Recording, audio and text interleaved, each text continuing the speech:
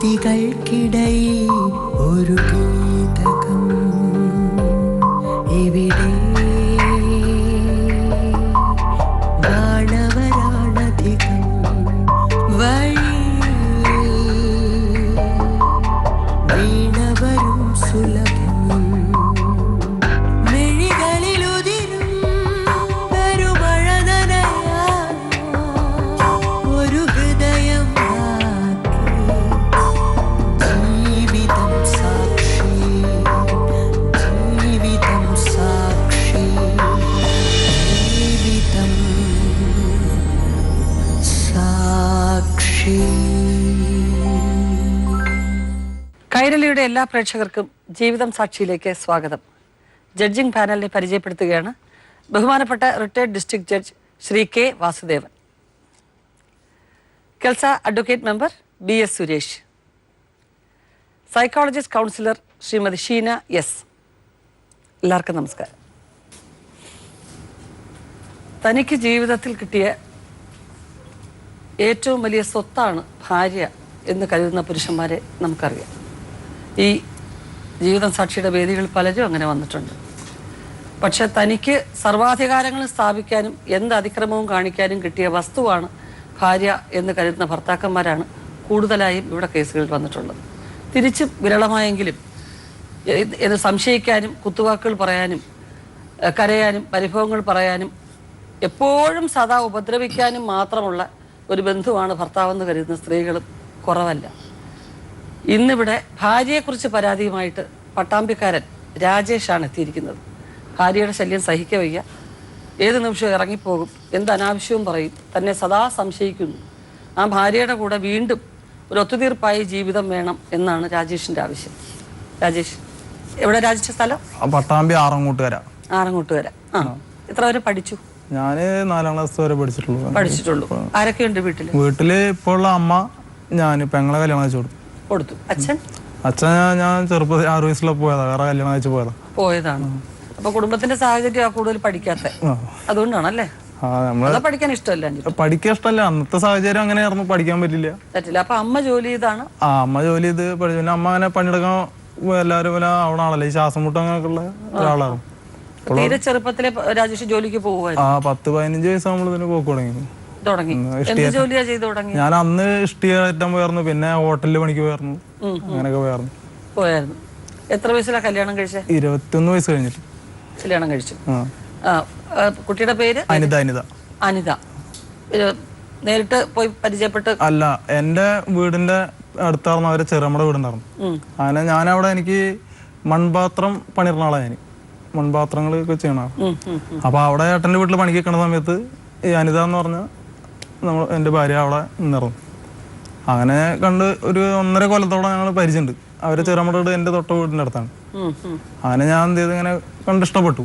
അപ്പം ഞാൻ അങ്ങനെ എൻ്റെ പെങ്ങളെ കല്യാണം കഴിച്ചു കൊടുത്തപ്പോൾ വീട്ടിലാൾക്കാർ പറഞ്ഞു കല്യാണം കഴിക്കാൻ ഉള്ള ഇതാക്കി. അപ്പം ഞാൻ പറഞ്ഞു ഇങ്ങനെ ഒരു കുട്ടിയുണ്ട്, നമുക്ക് ചോദിച്ചു നോക്കാം എന്ന് പറഞ്ഞു. അപ്പം ഞാൻ കണ്ടുള്ള ഇഷ്ടത്തിലായിരുന്നു. അങ്ങനെ ഞാൻ ചോദിച്ചാൽ പറഞ്ഞു, എന്നോട് പറഞ്ഞു അനിത, എൻ്റെ അച്ഛൻ എന്നെ നോക്കില്ല, അമ്മയ്ക്ക് 2 കണ്ണ് കാണില്ല, എൻ്റെ അവസ്ഥ എങ്ങനെയൊക്കെയാണ് എന്നൊക്കെ പറഞ്ഞു. അപ്പോൾ ഞാൻ പറഞ്ഞു, നിനക്ക് സമ്മതമാച്ചാൽ എൻ്റെ അവസ്ഥ എങ്ങനെയൊക്കെയാണ്, പിന്നെ വീട് സ്ഥലമൊന്നും ഇല്ല എനിക്ക്, അന്നൊന്നും വീട് സ്ഥലമൊന്നും ഇല്ല. അപ്പോൾ നിനക്ക് സമ്മതമാച്ചാൽ ഞാൻ കല്യാണം കഴിക്കാൻ തയ്യാറാണ് പറഞ്ഞു. അങ്ങനെ സമ്മതമാണ് പറഞ്ഞു. അങ്ങനെ ഞാൻ ഒരു ദിവസം ലാസ്റ്റ് ചോദിച്ചു, പിന്നെ അച്ഛൻ എവിടെ ഉള്ളത് ചോദിച്ചു, അനിതയുടെ അച്ഛൻ എവിടെ ഉള്ളത് ചോദിച്ചപ്പോൾ പറഞ്ഞു വയനാട് കൽപ്പറ്റയിലാണ് പറഞ്ഞു. കൽപ്പറ്റയിൽ പറഞ്ഞാൽ എൻ്റെ അമ്മയുടെ ഏട്ടന്മാരൊക്കെ ഉണ്ട് അവിടെ, അമ്മ മരിച്ചു പോയി, മാമൻ്റെ മക്കളൊക്കെ ഉണ്ട്. ഞാൻ ഒരു ദിവസം ഒരു വിഷുവിൻ്റെ സമയത്ത് ഞാൻ എൻ്റെ കൂട്ടുകാരന്മാരെയും വിളിച്ചിട്ട് ഞങ്ങൾ 3 ആളും കൂടി പോയി അവിടെ നിന്ന് അന്വേഷിച്ച് അച്ഛനെ കണ്ടു, അനിതയുടെ അച്ഛനെ കണ്ടു. അങ്ങനെ അവിടെ പോയി ചോദിച്ചതിന് ഇങ്ങനെ ഞാൻ പട്ടാമ്പിന്നാ വരുന്നത്. അമ്മ എവിടെയാണല്ലോ? അവരെ അമ്മ വേറെയാണ്, അമ്മ വേറെ, അച്ഛൻ വേറെയാണ്. അങ്ങനെ അവിടെ പോയി ചോദിച്ചാൽ പറഞ്ഞു, പിന്നെ ആളെ ആ സമയത്ത് കണ്ടില്ല, രാത്രിയായി, ആള് പുറത്ത് പണിക്ക് പോയി. അങ്ങനെ അവിടെ അവർ വീട്ടിൽ നിന്ന് കണ്ടു ചോദിച്ചാൽ പറഞ്ഞു എനിക്ക് ഇങ്ങനെ. അപ്പം എൻ്റെ മാമൻ്റെ മകനുണ്ട്, അവരും പിന്നെ എൻ്റെ ഇവിടുത്തെ അനിതയുടെ അച്ഛനും നല്ല കൂട്ടുകാരന്മാരാണ്. അപ്പം എൻ്റെ അളിയനോട് ഞാൻ പറഞ്ഞു, അപ്പം അങ്ങനെ ചോദിക്കാൻ വേണ്ടി വന്നു പറഞ്ഞു. അപ്പം തന്നെ എൻ്റെ അളിയൻ പറഞ്ഞു, എൻ്റെ മാമൻ പറഞ്ഞു, അനിതേനെ ആരെന്നെ ചോദിച്ചു. ഞാൻ പറഞ്ഞു ഉന്ന എന്ന് പറഞ്ഞ ആളുടെ മകളെ അനിത, അവർ എൻ്റെ വീടിൻ്റെ അടുത്താണ് ചോദിക്കുക. അപ്പോൾ അടുത്ത നാലിനോട് അവർ പറഞ്ഞു, അത് അനക്ക് വേണ്ട, ആ പെൺകുട്ടി വെച്ചാൽ എനിക്ക് വേണ്ട, നമുക്ക് വേറെ എവിടെയെങ്കിലും പോയി നോക്കാൻ പറഞ്ഞു. അപ്പം ഞാൻ പറഞ്ഞു എനിക്ക് ഇങ്ങനെ ഇഷ്ടമാണ് എന്ന കാര്യം, ഇനി എൻ്റെ ഇഷ്ടം പോലെ എന്താ ചെയ്തു പറഞ്ഞു. അങ്ങനെ നേരത്തെ അച്ഛനെ പോയി കണ്ടു. ഞാൻ ചോദിച്ചു നിങ്ങളുടെ മകളെ എനിക്കിഷ്ടമാണ്, ഞാൻ എനിക്ക് ഇങ്ങനെയൊക്കെ പണിയാണ്, എൻ്റെ വീട് ഇന്ന സ്ഥലത്താണ് പറഞ്ഞു. അപ്പോൾ ആള് പറഞ്ഞു ഇപ്പോൾ എനിക്ക് കല്യാണം കഴിച്ചു തരാൻ സാധിക്കില്ല. എന്നുവെച്ചാൽ അന്ന് ആ സമയത്ത് അനിതയുടെ അമ്മയും അച്ഛനും കേസിലാണ്, ഈ പിരിഞ്ഞിരുന്ന കേസാണ്. ഞാൻ പോയി ചോദിക്കുന്നത് രാജേഷിന് 21 വയസ്സ്. 21 വയസ്സ്. അപ്പോൾ അവര് പറഞ്ഞു ഇങ്ങനെ 2 കൊല്ലം നിൽക്കച്ചാ പിന്നെ ഞാൻ കല്യാണം കഴിച്ചു തരാം, നിങ്ങൾക്ക് ഇഷ്ടമാണെന്ന് വെച്ചാ എന്ന് പറഞ്ഞു. ആയിക്കോട്ടെ പറഞ്ഞു. ഞാൻ അവിടുത്തെ സംസാരമൊക്കെ കഴിഞ്ഞ് ഞാൻ പറഞ്ഞു നിങ്ങൾ വാക്ക് തരാച്ചാൽ മതി, 2 കൊല്ലം ഞാൻ നിൽക്കാം. അപ്പോൾ തന്നെ എനിക്കൊരു 4 സെന്റ് സ്ഥലം വാങ്ങി ഒരു എന്തെങ്കിലും ചെയ്യാനുള്ള. ഇവരുടെ കേസ് നടക്കുന്നോണ്ടാണോ അതെന്താന്നറിയില്ല. അപ്പൊ ആവില്ലെന്ന് പറഞ്ഞ അച്ഛൻ. അപ്പൊ ആയിക്കോട്ടെ പറഞ്ഞു. ഞാൻ വന്നു. ഞാൻ അവിടെ വന്ന ഒരു 4 സെന്റ് സ്ഥലം വാങ്ങി. എൻ്റെ പെങ്ങളെ കല്യാണം ആ ഒരു വർഷം മുമ്പായിരുന്നു എൻ്റെ പെങ്ങളെ കല്യാണം. അത് കഴിച്ചു കൊടുത്ത് ഷൊർണൂർക്ക് കൊടുത്ത്. അങ്ങനെ ഇപ്പൊ ഉള്ള കുറച്ച് പൈസ ഉണ്ടായിരുന്നു, 1 ലക്ഷം വീട്ടിലൊരു 4 സെന്റ് സ്ഥലം വാങ്ങി. അവിടെ തന്നെ താമസാക്കി. ഒരു 1.5 കൊല്ലം കഴിഞ്ഞപ്പോഴത്തേനും കല്യാണം കഴിച്ച് വന്നു. 1 വർഷം കഴിഞ്ഞപ്പോൾ പ്രശ്നം തുടങ്ങിയതാ. നിനക്ക് ഈ ബന്ധം നമുക്ക് യോജിച്ചല്ല നിങ്ങളുടെ മാമൻ പറഞ്ഞു. എന്താ കാരണം? എന്താ വെച്ചാൽ ഈ ചെറുപ്പം മുതലേ ഇപ്പോഴെല്ലാവരും അതാ പറയണം. അന്ന് ഞങ്ങൾ എല്ലാവരും എന്നോട് പറഞ്ഞാണ് ഇപ്പൊ എങ്ങനെ നീ അനുഭവിക്കണ്ടോ, ഇതാണ് അന്ന് ഞാൻ എന്നോട് പറഞ്ഞത്. കാരണമൊന്നും ശരിയാവൂല എന്നുള്ളതേ ഉള്ളൂ. എന്താ കാരണം വെച്ചാൽ ചെറിയ ആളായാലും ശരി വലിയ ആളായാലും ശരി പരിഷ്കാരമില്ലാത്ത വർത്തമാനങ്ങളെ പറയുള്ളൂ. അന്ന് മുതലേ ഉണ്ടെന്ന് പറയുന്നത്, കുട്ടിക്കാലം മുതലേ ഉണ്ട്.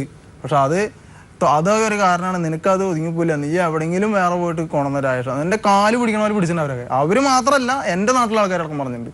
അത് രാജേഷ് എൻ്റെ ജീവിതം അങ്ങനെയാണ്, അനക്ക് പറ്റിയ ഒത്തുതീർന്ന ആൾക്കാരല്ല അവർ. അവിടെ ഒന്ന് അവരോട് സംസാരിക്കാൻ തന്നെ കഴിയില്ല നമുക്കൊരു ആണുങ്ങൾക്ക്. അങ്ങനത്തെ ഒരു ഇവരൊന്ന് നമ്മളൊക്കെ എന്ത് പ്രശ്നം സംസാരിച്ച് തീർക്കുക ചെയ്യാം. അവരങ്ങനല്ല. 10 ആൾ അപ്പുറത്ത് ഇപ്പുറത്തുണ്ടോ അല്ലെ ആൾക്കാരുണ്ടോന്നോ നോട്ടൊന്നുമില്ല. അവര് പെണ്ണുങ്ങളെ പറയണത് വെച്ചാൽ അവര് അങ്ങോട്ട് പറയാണ്ട് പറഞ്ഞ് നമ്മള് തലതാത്തി പോകേണ്ടി വരും. അങ്ങനത്തെ സംസാരങ്ങൾ. അങ്ങനെ കല്യാണം കഴിച്ച് പറഞ്ഞ 1 വർഷം കഴിഞ്ഞപ്പോൾ ഓരോ പ്രശ്നങ്ങളായി. പിന്നെ ഈ വീട്ടിൽ നിന്ന് പിന്നെ എൻ്റെ അമ്മയും ഇവരായിട്ട് ഞാൻ പണിയൊക്കെ കഴിഞ്ഞാൽ എനിക്ക് ഈ മണ്ണടി അടിച്ചു കൊടുക്കണ പണിയുണ്ട് ഞങ്ങളുടെ ആൾക്കാർക്ക്. അത് കോഴിക്കോട് പല സ്ഥലത്തേക്ക് ഇങ്ങനെ പണി. അത് രാത്രി ചിലപ്പോൾ 11 മണിയാവും, ചിലപ്പോൾ ഉച്ചയ്ക്ക് വരും. അങ്ങനെ വണ്ടിയിൽ പോകണ കാരണം ഇവിടെ വന്ന് നോക്കുമ്പോൾ ചില നല്ല പ്രശ്നമാവും. നിങ്ങളുടെ അമ്മ അങ്ങനെ പറഞ്ഞിട്ട് ഇങ്ങനെ പറഞ്ഞിട്ട് അതാണ് ഇതാണ് പറയാം. അപ്പം എൻ്റെ അമ്മേനെ ഞാൻ ചീത്തറക്കും. അമ്മേനെ ചീത്തറിഞ്ഞാൽ അമ്മ എന്ത് ചെയ്യും, പെങ്ങളുടെ വീട് അപ്പുറത്തുണ്ട്, അങ്ങോട്ട് പോകും. പിന്നെ അമ്മ ഇങ്ങോട്ട് വരില്ല, പിന്നെ എന്നോട് മുണ്ടില്ല. എൻ്റെ പെണ്ണല്ലേ ആൾക്ക് വലുതായി പറഞ്ഞ് അങ്ങനെ കുറേ നടന്നാവും. ഞാൻ പിന്നെ എന്തെങ്കിലും ആവട്ടെ വെച്ചിട്ട് ഇങ്ങനെ നിൽക്കും. ഇപ്പോൾ കുറച്ച് ദിവസം കഴിഞ്ഞ് പിന്നെ പ്രശ്നമാവും. അങ്ങനെ ഒരു ദിവസം ഞാൻ സൈ കെട്ടിട്ട് ഞാൻ വന്ന് നോക്കുമ്പോണ്ട് ഒരു ദിവസം എനിക്ക് പണിക്ക് പോകുമ്പോൾ 11 മണിക്ക് കഞ്ഞി കുടിക്കാൻ പോകും ഞാൻ. പിന്നെ 2 മണിക്ക് പോകും. അങ്ങനെ ഞാൻ കാലത്ത് നിൽക്കാൻ പറഞ്ഞ് ചായ എടുത്തോണ്ട് ആളുടെ സൗകര്യം പോലെ കാര്യങ്ങൾ ചെയ്യാം. നമ്മൾ ഭക്ഷണം ചോദിച്ചാൽ നമുക്ക് ഉണ്ടാവില്ല. ഒരു ഡ്രസ്സ് തരുമ്പോൾ പറഞ്ഞാൽ അവിടെ ഊരിട്ട് കഴിഞ്ഞാൽ അവിടെ കിടക്കുണ്ടാവും. നമ്മൾ പറഞ്ഞാൽ എനിക്ക് ഇങ്ങനെയൊക്കെ പറ്റുള്ളൂ, ഇല്ലെങ്കിൽ എൻ്റെ വീട്ടിൽ കൊണ്ടായിക്കളെ, എനിക്ക് ഇത്രേ പറ്റുള്ളൂ എന്നൊക്കെ പറയും. അങ്ങനെ ഒരു വട്ടം സൈഡ് ഞാൻ ഇവിടെ വന്ന് നോക്കുമ്പോൾ ആകെ പ്രശ്നം. അപ്പം തന്നെ ഞാൻ എന്ത് ഇവിടെ വന്ന് ഈ ഗ്യാപ്പിൽ തന്നെ ഗുളിക എൻ്റെ മകൻ ഒരു 6 മാസം കൊണ്ട് ഇതുള്ള സമയത്താകുന്നത്. അപ്പോഴാണ് ഈ ഗുളിയും 5 ലിറ്റർ മണ്ണെണ്ണ ഉണ്ടായിരുന്നു. ഇതൊക്കെ കൂടെ തലയിലേക്ക് എടുത്ത് ഒഴിച്ചിട്ട് ഈ ഗുളിയൊക്കെ വരി കഴിച്ചിട്ട് ഞാൻ വന്നിട്ട് അനിത വിളിക്കുമ്പോൾ ആളെ കാണാനില്ല. ഞാൻ വാതില് അടച്ച് കണ്ടപ്പോഴേക്ക് സംശയമായി ഇത് എന്തോ വണ്ടി വിലയാണെന്നുള്ളത്. അപ്പോൾ ഞാൻ വാതിൽ ചവിട്ടി തുറന്ന് നോക്കുമ്പോൾ ആള് കുറെ തീപ്പെട്ടി ഗുളിയും കത്തിച്ച് ഒന്നും ആയിട്ടില്ല. പക്ഷേ ഈ ഗുളിയ കഴിച്ചാൽ അതിൽ അങ്ങനെ വീണിക്കുന്നത്.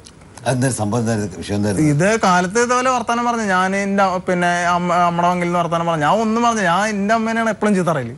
ഞങ്ങൾ അവളോടൊന്നും പറയാൻ പോണ്ട, നിങ്ങളുടെ കാര്യം നോക്കിയാൽ ഞാൻ പറയില്ല. അങ്ങനെ എൻ്റെ അമ്മയ്ക്ക് ഞാൻ ഇവര് 2 ആളുടെ നടുവിൽ ചില സമയത്ത് ഞാൻ ഒറ്റപ്പാട് ചെയ്യുന്നു. ഉപദ്രവിക്കാൻ പറ്റോ ചെയ്തോ? ഞാൻ അടിച്ചിട്ടുണ്ട്. അടിച്ചില്ല എന്ന് പറയാൻ പറ്റില്ല. എന്താ വെച്ചാൽ എന്താ ഈ ആൾക്കാരും മുമ്പിൽ എനിക്ക് പുറത്തിറങ്ങി വിദ്യാഭ്യാസം ഇല്ല, അത് സത്യം. പക്ഷെ ഞാൻ ഈ പുറത്ത് ഈ ചെണ്ടോട്ടമോനെ അങ്ങനെ പല ഇതിന് പോകുമ്പോൾ നമുക്ക് ആൾക്കാരായിട്ട് ഒരുപാട് ഇതുണ്ട്. പക്ഷെ പരിഷ്കാരമില്ലാണ്ട് വർത്താനം പറയും, തെറി അല്ലാണ്ട് ഫസ്റ്റിൽ തൊള്ളൽ വരാം. അത് അമ്മേനെ കൂട്ടി പറയും, പെങ്ങളെ കൂട്ടി പറയാം. പിന്നെ അടുത്തുള്ള എൻ്റെ വേണ്ടപ്പെട്ട ഞങ്ങൾ 34 വീടുണ്ട് ഞങ്ങൾ പരിസരത്ത്. അവിടുത്തെ എവിടെയും കയറാൻ പറ്റില്ല. അങ്ങോട്ട് വർത്താനം പറഞ്ഞാൽ അവരായിട്ട് പറയും, ഇങ്ങോട്ട് പറഞ്ഞാൽ അങ്ങനെ കോളനിയിലുള്ള സ്ഥലം വിറ്റ് പോരാൻ കാരണം അങ്ങനെയാണ്. ഇപ്പുറത്തെ വീട്ടിൽ ആകെ പ്രശ്നമായി. അവിടുത്തെ ഒരു പെൺകുട്ടിയുടെ പേര് ഞാൻ പറഞ്ഞില്ല, അവിടുത്തെ ഒരാളുടെ പേരിൽ ഇപ്പോൾ ഓരോന്ന് പറഞ്ഞുണ്ടാക്കിയിട്ട് ആകെ പ്രശ്നമായി. ഒന്നും അറിയാത്തൊരു കാര്യത്തിന് ലാസ്റ്റ് അവർ എൻ്റെ പേരിൽ കംപ്ലൈൻറ്റ് കൊടുത്ത്, സ്റ്റേഷനിൽ പോയി കംപ്ലൈൻറ്റ് കൊടുത്ത് അന്വേഷിച്ച് നോക്കുമ്പോൾ അവിടുത്തെ ആൾക്കാരെല്ലാവരും പറഞ്ഞ് രാജേഷൻ എന്ത് പറഞ്ഞാലും ഞങ്ങൾ സമ്മതിക്കും. പക്ഷെ ഇങ്ങനെ ഒരു ചീപ്പടപാടിന് അവർ നിൽക്കാനുള്ള അവർക്ക് നമ്മളെ പറ്റി അറിയണ കാരണം അന്ന് പോലീസുകാരൊന്നും അടിയിട്ടില്ല. അമ്മ ഈ ബുദ്ധിമുട്ടുകൊണ്ടാണ് അമ്മ താമസിച്ചത്. തീർച്ചയായിട്ടും ഇവളുടെ ഒരു ശല്യം എന്ന് പറഞ്ഞാൽ അങ്ങോട്ട് വരാൻ പാടില്ല, എൻ്റെ അമ്മ എൻ്റെ അടുത്തേക്ക് വരാൻ പാടില്ല, അതൊരു വശം. പക്ഷേ നമ്മളെന്ത് പറഞ്ഞാലും എനിക്ക് ഞാൻ അങ്ങനെ ചെയ്യുള്ളൂ, എനിക്ക് ഇങ്ങനെ പറ്റുള്ളൂ, ഇനി എന്നെ കൊണ്ടാക്കിക്കോളൂ, ഇതന്നെ അന്നെങ്ങിയ പറയും. അങ്ങനെ ഞാൻ കൊണ്ടാക്കി നിങ്ങളുടെ മകളിതാ രാത്രി അവിടെ എത്തി, ഇങ്ങനെയൊക്കെയുള്ള പ്രശ്നങ്ങൾ.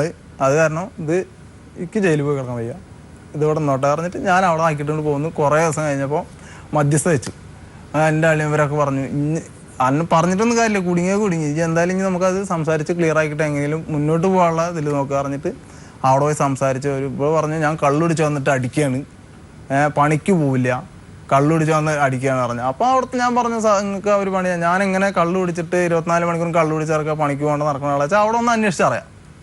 അങ്ങനെ അവിടെ നിന്ന് തന്നെ വീട് ആ സമയത്ത് വിറ്റിരുന്നോ? അത് രണ്ടാമത് വിറ്റത് ഇപ്പൊ ഒരു 3 കൊല്ലമായിട്ടുള്ളൂ, ഫസ്റ്റ് അല്ല. അങ്ങനെ അവിടെ നിന്ന് അച്ഛനായിട്ട് വിളിച്ച് സംസാരിച്ച് അവരെ ആൾക്കാരോടൊക്കെ ഞാൻ സംസാരിച്ച് വർദ്ധമാനം അവിടെ നിന്ന് ഒരു വക്കീലെ കണ്ടിട്ട് സംസാരിച്ചു. അപ്പോൾ ഞാൻ ഉള്ള കാര്യം ഞാൻ സത്യം പറഞ്ഞു ഇങ്ങനെയൊക്കെയാണ് സംഭവം. അപ്പോൾ അവിടെ തന്നെ അവർ പറഞ്ഞു അന്വേഷിച്ച് നോക്കുമ്പോൾ ഈ രാജേഷിൻ്റെ ഭാഗത്ത് ഞാൻ ഇപ്പോൾ സംസാരത്തിനൊന്നും വലിയ കുഴപ്പമില്ല തോന്നുന്നുണ്ട്. ഇനി എന്തായാലും ഇന്ന് മുതൽ നിങ്ങളൊരു പണിയാ കുട്ടി പോയി ജീവിക്കട്ടെ എന്ന് പറഞ്ഞാൽ അവിടെ വെച്ചിട്ടൊരു സ്റ്റാമ്പിൽ ഒപ്പൊക്കെ കിട്ടുന്നു. ആയിക്കോട്ടെ പറഞ്ഞാൽ അവിടെ നിന്ന് വിളിച്ച് ഞങ്ങൾ പോന്നു. ഈ അനിത അച്ഛൻ്റെ അടുത്ത് പോവില്ല, ഞാൻ അച്ഛൻ്റെ അടുത്ത് കല്യാണം കഴിച്ചു കൊടുക്കുന്നത്. അവിടേക്ക് ഞാൻ എവിടെ എന്ന് പോകുമ്പോൾ അവിടേക്ക് പോകുള്ളൂ. അവർ ഇന്ന് ഇപ്പോൾ 11 കൊല്ലം കഴിഞ്ഞു. ഈ 11 കൊല്ലമായിട്ട് അവർ അച്ഛൻ്റെ ആൾക്കാരായിട്ട് എന്നെ അങ്ങോട്ട് നീങ്ങിയിരിക്കുന്ന ഒരു വാക്കാർ എന്നെ പറഞ്ഞിട്ടില്ല, ഞാൻ അവരെയും പറഞ്ഞിട്ടില്ല.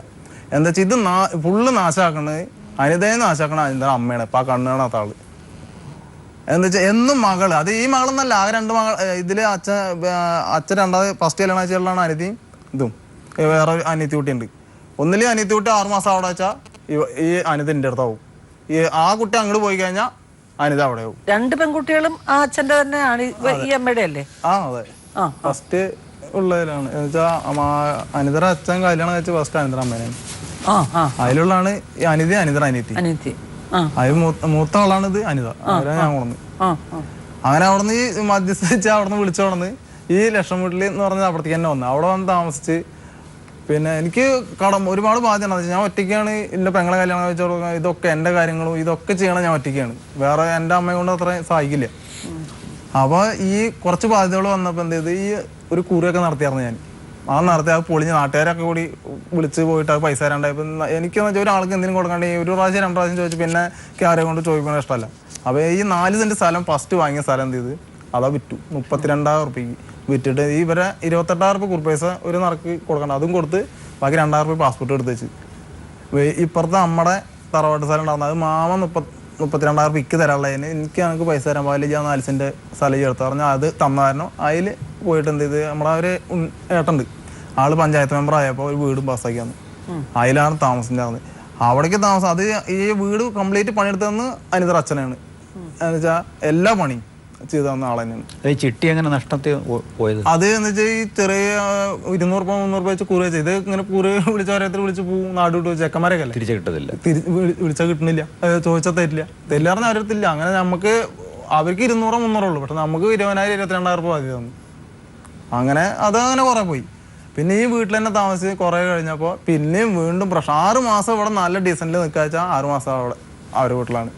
എന്തെങ്കിലും ഒന്ന് പറഞ്ഞാൽ എനിക്ക് പറയാൻ മടിയാവുന്നുണ്ട്. എന്ന് വെച്ചാൽ അത്രയും ഇതിലാ സംസാരിക്കുക, പച്ച വർത്താനങ്ങളല്ലാണ്ട് വിളിച്ചറിയില്ല. എത്ര മക്കളുണ്ട്? ഇപ്പൊ 2 ആള്. അപ്പൊ ഈ കുഞ്ഞുങ്ങളുടെ പഠിത്തമൊക്കെ ഇവിടുന്ന് അവിടെ പോകുമ്പോഴും അല്ല അത് അന്ന് വലിയ പ്രശ്നമാണെന്നില്ല, ചേർത്തിന്. ഇപ്പൊ അതിന്റെ ഇടയിൽ ഇപ്പൊ വിളിച്ചോണ്ടായതാണ്. അതിനകത്ത് ഇപ്പൊ ലാസ്റ്റ് പ്രശ്നം ഉണ്ടായത് ഇതൊക്കെ കഴിഞ്ഞ ശേഷം ആ വീട് സ്ഥലം ഞാൻ വിറ്റു. അവിടുത്തെ ലക്ഷം വീട്ടിൽ തന്നെ ഈ വീട് പഞ്ചായത്തിന് കിട്ടിയ വീട് സ്ഥലം പറഞ്ഞാൽ ഈ ഗ്യാപ്പിൽ എന്ത് ചെയ്ത് ഇങ്ങനൊക്കെ നമ്മളെ സമയം ലേശം മോശം തോന്നുന്നുണ്ട്. അല്ലാണ്ട് ഇപ്പൊ എന്ത് ചെയ്താലും നേരാവില്ല. അവ ഗൾഫിലേക്ക് വേണ്ടിയിട്ട് പൊങ്ങി ഇവിടുന്ന് എവിടെയെങ്കിലും 2 കൊല്ലം പോയി നോക്കട്ടെ എന്നുള്ള ലെവലില് നമ്മളൊരു ഏട്ടനായിട്ട് ഒരാൾ പറഞ്ഞ ഇള ആഴ്ച ഇങ്ങനെ ഒരു വിസ ഉണ്ട്, ഈ പൂവ് വെച്ച് പോയിക്കോ, ഇവിടെ വന്നിട്ട് മെച്ചപ്പെടണ വഴിയില്ല എന്ന് പറഞ്ഞു. അങ്ങനെ എന്നാൽ ശരി നോക്കാം എന്ന് പറഞ്ഞിട്ട് ഈ അയാളായിട്ട് സംസാരിക്കലും വിസ വരലും കാശ് കൊടുക്കലും ഒക്കെ റെഡിയായി. ഒരു 25-ാം തീയതി ഡേറ്റാ, 3 കൊല്ലം കഴിഞ്ഞു. പോവാന്നുള്ള ലെവലിൽ നോക്കുമ്പോൾ തലേദിവസം വിളിച്ച പറയാം ആള് രാഷ്ട്രീയ ഇവിടേക്ക് വരാൻ പറ്റില്ല, ബഹ്റൈനിൽ പ്രശ്നം നടന്നുകൊണ്ടിരിക്കുകയാണ്, അത് തന്നെ വരാൻ പറ്റില്ല പറഞ്ഞു. അപ്പോൾ തന്നെ പൈസ ചെയ്യാൻ പോയി. ഈ പൈസയും കംപ്ലീറ്റ് 15-ാം തീയതിക്ക് വരാമെന്ന് പറഞ്ഞു. ഇപ്പം 3-3.5 കൊല്ലമായി. അപ്പൊ അതിന് വേണ്ടിട്ട് ആ വീട് അത് കടയപ്പോ നോക്കുമ്പോ ഒരു രക്ഷയില്ല. അപ്പൊ എങ്ങനെയും പിടിച്ചു നിൽക്കാന്ന് വിചാരിച്ചു നോക്കുമ്പോ ഈ അനിതയുടെ അമ്മയുടെ അമ്മ ഉണ്ട്, അവരെന്ന് വെച്ചാൽ അവരോടൊന്നും നമുക്ക് സംസാരിക്കാൻ കഴിയില്ല. ഇങ്ങനെ എന്തെങ്കിലും കാര്യങ്ങൾ പറഞ്ഞ് മനസ്സിലാക്കാൻ അവരോട് പറ്റില്ല. വെച്ചാൽ അവർ ഫസ്റ്റ് തെറി ഇങ്ങോട്ട് പറയുള്ളൂ. അവരുടെ മകളുടെ ഭാഗം മാത്രമേ അവർ ശ്രദ്ധിക്കുക. നമ്മൾ പറയണത് എന്താണ് തെറ്റാണോ ശരിയാണെന്ന് അവർ നോക്കില്ല. അത് ഞാൻ പറഞ്ഞപ്പോൾ അത് ഞാൻ അപ്പോഴും പറഞ്ഞിട്ട് അത് പെണ്ണുങ്ങൾ വാഴാത്ത വീടാണ്, അതിൽ നിൽക്കില്ല, അത് അങ്ങനെയാണ് ഇങ്ങനെയാണ്.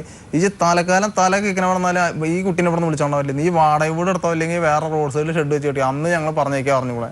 അങ്ങനെ അതും വിറ്റു. അപ്പം അപ്പോഴും ഞാൻ എൻ്റെ അനിതര അച്ഛന് എൻ്റെ അച്ഛൻ്റെ തുല്യമായിട്ട് ഞാൻ കണ്ടു. എൻ്റെ അച്ഛനെക്കാട്ടിലും അവരെന്നെ നോക്കുന്നുണ്ട് ഇപ്പോഴും. അവിടുത്തെ രണ്ടാനമ്മയിലും ശരി അവരെ ആൾക്കാരെല്ലാവരും ഇന്ന് ഇതുവരെയായിട്ട് അങ്ങോട്ട് ഇങ്ങോട്ട് നീങ്ങിയിരിക്കുന്ന ഒരു വർത്തമാനം ഞാനും അവരായിട്ട് ഉണ്ടായിട്ടില്ല. അപ്പോൾ അച്ഛനോട് ചോദിച്ചു ഇങ്ങനെയൊക്കെ എന്താ ചോദിച്ചപ്പോൾ എന്തായാലും ഒരു പണി ചെയ്തോളൂ, ആളെന്നെ പണിയെടുക്കാൻ സഹായിച്ച ആളെന്നെ. അപ്പോൾ എന്താ ചോദിച്ചപ്പോൾ നിങ്ങളൊരു പണി തുടങ്ങിയപ്പോൾ ഒന്നും നോക്കണ്ട, അത് വിറ്റിട്ട് വേറെ ആണെങ്കിൽ ഒരു 5 സെന്റ് സ്ഥലം വാങ്ങാൻ നോക്കുക. അങ്ങനെ ഞാൻ അത് വിറ്റ് 1 ലക്ഷത്തി ഈ ഗൾഫ് പോകാൻ വേണ്ടിയിട്ട് പൈസ ചെയ്യാത്ത പലിശയ്ക്ക് വാങ്ങിയിട്ടാണ് കൊടുത്ത് 1,20,000 റുപ്യ കടായി. 2,25,000 ആ സ്ഥലം വിറ്റത്, വീടും സ്ഥലം കൂടിയിട്ട് 1 ലക്ഷം റുപ്യ ബാക്കി കയ്യിലുണ്ടായിരുന്നു കടങ്ങൾ കിട്ടിയിട്ട്. അതുകൊണ്ട് ഒരു 6 സെന്റ് സ്ഥലം ഇരിങ്കൂറ്റ് എന്ന് പറഞ്ഞ സ്ഥലം, ഒരു നമ്മുടെ അടുത്ത് തന്നെ ഒരു സ്ഥലം, അവിടെ പോയി എന്ത് ചെയ്ത് എനിക്ക് ഇതിൻ്റെ ഇടയിൽ ലോഡിങ് പണി ഉണ്ട് കരിങ്കല്ലിൽ. അപ്പോൾ അങ്ങനെ പോകുമ്പോൾ അവിടെ സ്ഥലം കണ്ടപ്പോൾ അത് പോയി ചോദിച്ചു. അത് ചോദിച്ചപ്പോൾ അവർ പറഞ്ഞു ഇങ്ങനെ 2,30,000 റുപ്യ വരും മൊത്തം പറഞ്ഞു. അപ്പോൾ എൻ്റെ അടുത്ത് വെച്ചാൽ 1 ലക്ഷം റുപ്യ ഉള്ളതിന്. അപ്പോൾ എൻ്റെ ഒരു ഏട്ടൻ പറഞ്ഞില്ല, ഈ മെമ്പറായി എന്ന് പറഞ്ഞ ആൾ, നമ്മുടെ വില്ലച്ചൻ്റെ ഒരു മാന, ആള് പറഞ്ഞു ആളാണ് എന്നെ ചെറുപ്പം മുതലും എൻ്റെ അച്ഛൻ്റെ സ്ഥാനത്ത് എന്തൊരു കാര്യത്തിന് അവിടെ ആയിരുന്നു ഞാൻ പണിക്ക് നിന്നിരുന്നു. എന്ന് വെച്ചാൽ കല്യാണത്തിനായാലും ശരി എല്ലാ കാര്യത്തിനും മൂപ്പരാണ് ഒരു മകനെ പോലെ എന്നെ എല്ലാ കാര്യം ശ്രദ്ധിക്കുക. അപ്പോൾ അങ്ങനെ ഏട്ടാ അങ്ങനെ എന്താ ചോദിച്ചപ്പോൾ ഈ ഒരു പണി 1 ലക്ഷം റുപ്യ കൊടുത്തിട്ട് കരാർ എഴുതി, ബാക്കി നമുക്ക് ഒരു 6 മാസം ടൈമും വാങ്ങും, പിന്നെ ബാക്കിയുള്ള കാര്യം അത് അപ്പോൾ നമുക്ക് എന്താ വെച്ചാൽ അപ്പോൾ ആലോചിക്കാറുണ്ട്. അങ്ങനെ അവർ എൻ്റെ വല്യച്ഛൻ്റെ മകളെ കൊണ്ടുപോയ ആളുടെ പണ്ടം, അവർ മരുമകളുടെ പണ്ടം എനിക്ക് തന്നിട്ട് ആ സ്ഥലം ഞാൻ രജിസ്റ്റർ ചെയ്തു ബാങ്കിൽ കൊണ്ടുവച്ചിട്ട്. പിന്നെ അങ്ങനെ ഇട്ടിട്ട് ഇങ്ങനെ പോകാറൊന്നും ഇല്ല. അപ്പോൾ ഞാൻ ഒരു പണി തന്നെ നമുക്ക് ഇനിയിപ്പോൾ ഇവിടെ നിൽക്കാൻ പറ്റില്ല, വേണ്ട നമുക്ക് അവിടെ ഷെഡ് കെട്ടിയിട്ട് അവിടെ പോയി താമസിക്കാറ്. നിങ്ങൾക്ക് തോന്നിയവിടത്ത് നിങ്ങൾ സ്ഥലം വാങ്ങുക, അവിടെയൊക്കെ ഞാൻ വിളിച്ചാൽ വന്ന് നിൽക്കണ ഞാൻ എവിടെ വന്ന് നിൽക്കണ ആളെ ചോദിച്ചു, വരാൻ പറ്റില്ല പറഞ്ഞു. അങ്ങനെ അവിടെ നിന്ന് 1-2 വർത്താനായപ്പോൾ അവിടെ നിന്ന് ഞാൻ ചെയ്തു ആ സ്ഥലം ഞാൻ തിരിച്ച് വിറ്റാണ് നിൽക്കില്ല പറഞ്ഞു. തന്നെ അപ്പോൾ ഇവിടെ ഈ ബാങ്കിൽ കടാണ്. അപ്പോൾ അത് വിറ്റിട്ട് 4,20,000 വിറ്റു. 4,20,000 വിറ്റിട്ട് ഇവരെ പണ്ടെടുത്ത് കൊടുത്ത് ബാക്കി 1.5 ലക്ഷം റുപ്യ കുറച്ച് ഇടപാടുകളൊക്കെ കഴിഞ്ഞിട്ട് 1.5 ലക്ഷം റുപ്യൻ്റെ കയ്യിലുണ്ട്.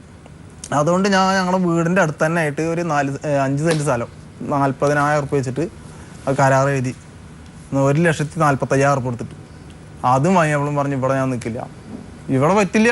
ഇപ്പോൾ എത്ര അടുത്തായാലും ഞാൻ എന്ത് ചെയ്താലും അംഗീകരിക്കില്ല, ആൾക്ക് അവിടെ വീട്ടിൽ പോയി നിൽക്കണം. നിങ്ങൾക്ക് എന്താ 6 ഇവിടെ തന്നെ നിൽക്കണം എന്തത്ര അത്?